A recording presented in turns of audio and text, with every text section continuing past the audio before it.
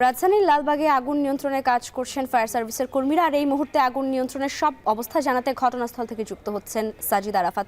সাজিদ, আগুন নেভাতে কত সময় লাগতে পারে আর কি বলছে ফায়ার সার্ভিস? বিস্তারিত কি তথ্য রয়েছে আপনার কাছে? কেমন দেখতে পাচ্ছেন সেখানকার পরিস্থিতি, জানান আমাদের।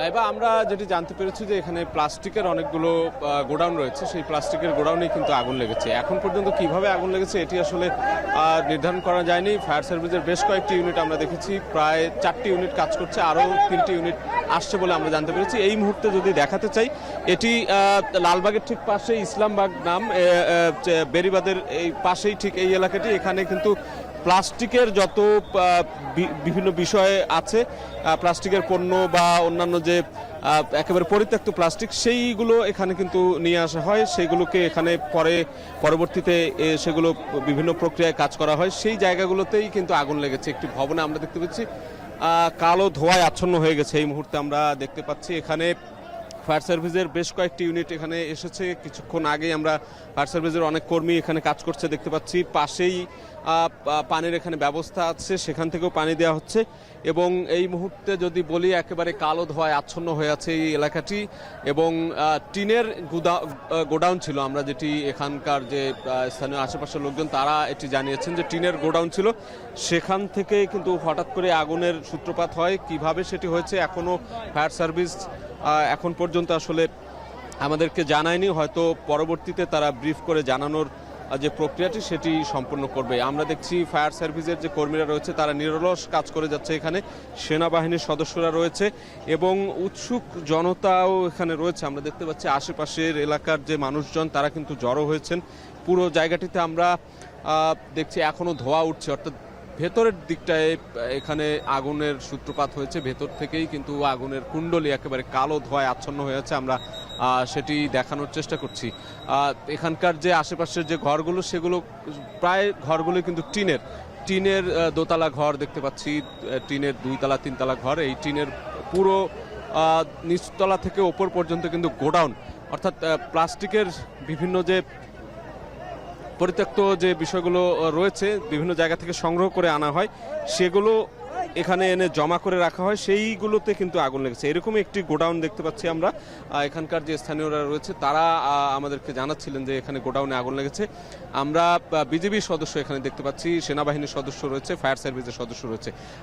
এখানকার যে নিরাপত্তা ব্যবস্থা কিংবা আগুন নেভানোর কাজে যাতে কোনো ধরনের ব্যাঘাত না ঘটে সেই চেষ্টাই কিন্তু তারা করছেন। এবং আশেপাশে আমরা উৎসুক জনতা দেখতে পাচ্ছি, সবাই এখানে জড়ো হয়েছেন, সবাইকে সরিয়ে দেওয়ার চেষ্টা করছেন। এখানকার যে আইনশৃঙ্খলা রক্ষাকারী বাহিনী রয়েছেন, এই জায়গাটি কিন্তু অনেক ভেতরের দিকে। আমরা একেবারে আসতে গেলে কিন্তু ফায়ার সার্ভিসের গাড়িগুলো অনেকটাই এখানে বেগ পেতে হয়েছে। যদিও লালবাগের ঠিক পাশে, বেরিবাদের ঠিক পাশে একদম আমরা দেখতে পাচ্ছি এই জায়গাটি। এখানকার যে স্থানীয়রা রয়েছেন সবাই চেষ্টা করছেন অনেকে নিজ নিজ জায়গা থেকে ফায়ার সার্ভিসকে সহায়তা করার আমরা দেখছি। এবং বাড়ির ছাদে, আশেপাশের যে ছাদে রয়েছে সেখানেও কিন্তু উৎসুক জনতার ভিড় আমরা দেখছি। এবং আমরা সবশেষ যখন খবর পাই ফায়ার সার্ভিস, যেটি ফায়ার সার্ভিসের পক্ষ থেকে জানানো হয়েছে যে 1:30টার দিকে এই আগুনের ঘটনা ঘটেছে। এবং চেয়ারম্যান ঘাট, অর্থাৎ লালবাগ ইসলামবাগের ঠিক পাশে চেয়ারম্যান ঘাট যে জায়গাটি, সেখানে আগুনের সূত্রপাত হয়েছে।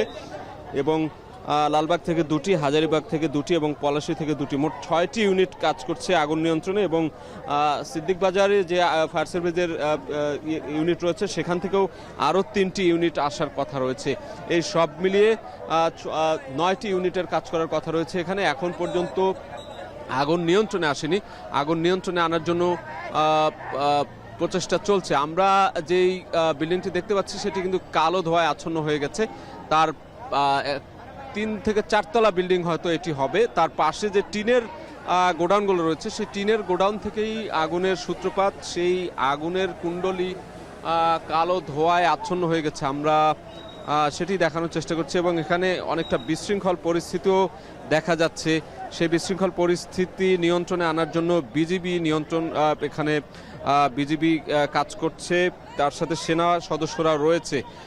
আগুন নিয়ন্ত্রণের জন্য যথাসাধ্য চেষ্টা করা হচ্ছে। পরবর্তীতে আরও কোনো ইউনিট যুক্ত হবে কিনা সেটি এখন পর্যন্ত আমরা আসলে সেটি হয়তো সময়ের সাথে সাথে যদি ইউনিট বাড়ানো হয় ফায়ার সার্ভিসের পক্ষ থেকে হয়তো সেই তথ্যটি জানানো হবে। সেই তথ্যটি জানানোর পর আমরা কিন্তু জানিয়ে দিতে পারবো। স্থানীয়রা যেটি বলছে যে এটি একটি প্লাস্টিক কারখানা, অর্থাৎ বিভিন্ন ধরনের যে প্লাস্টিক পণ্য বা একেবারে পরিত্যক্ত সেগুলো এখানে কুড়িয়ে নিয়ে আসা হয়। এখানে প্লাস্টিকের যে যারা এই ভাঙারি ব্যবসা করেন মূলত বলা চলে, সেই প্লাস্টিকের একটি গোডাউনেই এই আগুনের সূত্রপাত। সেই আগুন এখনও নিয়ন্ত্রণে আনা যায়নি, তবে নিয়ন্ত্রণে আনার জন্য কিন্তু ফায়ার সার্ভিসের বেশ কয়েকটি ইউনিট এখন পর্যন্ত কাজ করছে। সেটি কখন নিয়ন্ত্রণে আসবে, কি পরিমাণ সময় লাগতে পারে সেটি হয়তো আমরা পরবর্তীতে জানানোর চেষ্টা করব। এই ছিল লালবাগের ইসলামবাগ থেকে আগুনের ঘটনার সবশেষ খবর। লালবাগের ইসলামবাগে অগ্নিকাণ্ডের ঘটনা ঘটেছে, আর সেখানে কাজ করছে ফায়ার সার্ভিসের কর্মীরা। আর সে বিষয়ে বিস্তারিত জানাচ্ছিলেন সাজিদ আরাফাত। দর্শক